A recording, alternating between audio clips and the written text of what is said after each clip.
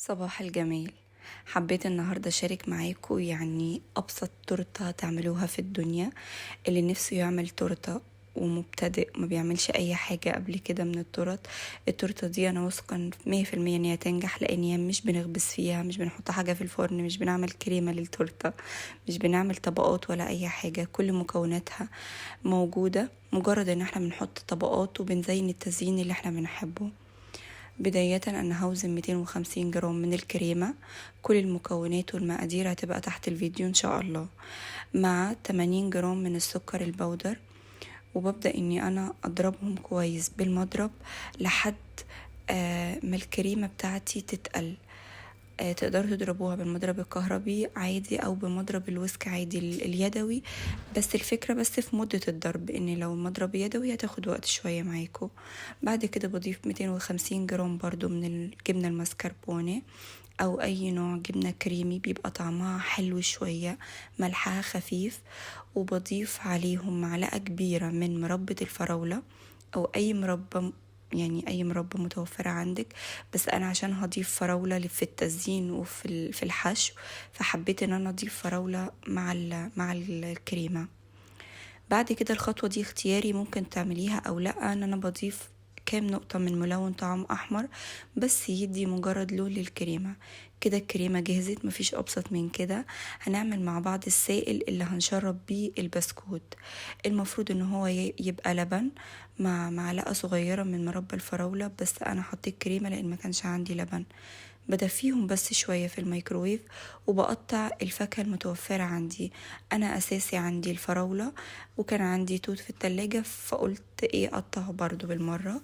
بساوي البسكوت بتاعي من تحت عشان بس يبقى ثابت في الصينية زي ما انتوا شايفين كده. بجيب القالب بتاعي، تقدري تستخدمي قالب التشيز كيك لو القالب ده مش عندك، اي قالب بس بيتفتح. وببدأ اني انا ارص البسكوت بتاعي كويس وبالراحة عشان ما يقعش مني، وبظبطه كويس. وبخلي الجزء اللي فيه سكر لبره عشان الشكل يبقى افضل شوية، وبرص برضو تحت. والخطوة اللي بعد كده اني انا بجيب السائل اللي احنا عملناه من اللبن ومربى الفراولة، وبسقي بيه او بدهن بيه البسكوت من جوه ومن تحت كويس. وبعد كده هحط اول طبقة من الكريمة فوق اول طبقة من البسكوت، هحطها كويس. وبعدين هحط الفاكهة اللي انا قطعتها عليها. وبعد كده هرص تاني برضو طبقة من البسكوت، وبرضو احاول اظبطها. ولو في اي الزيادات اللي كانت مقصوصة في الاول انا حطيتها عادي. وبشربها برضو باللبن ومربى الفراولة. وابدأ احط تاني طبقة من الكريمة، بدخلها التلاجة لمدة 4 ساعات. وبعد كده بخرجها عشان التزيين. بفك الصينية بالراحة وببدأ اني انا ازينها بالطريقة بقى ايه، كل واحد وذوقه.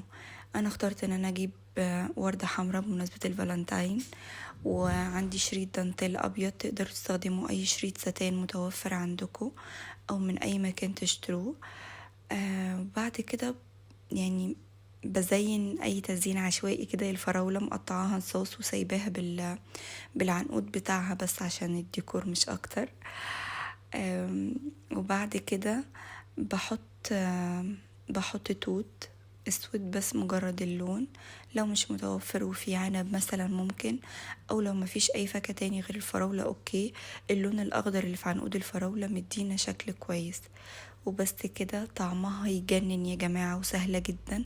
جربوها وبألف هنا.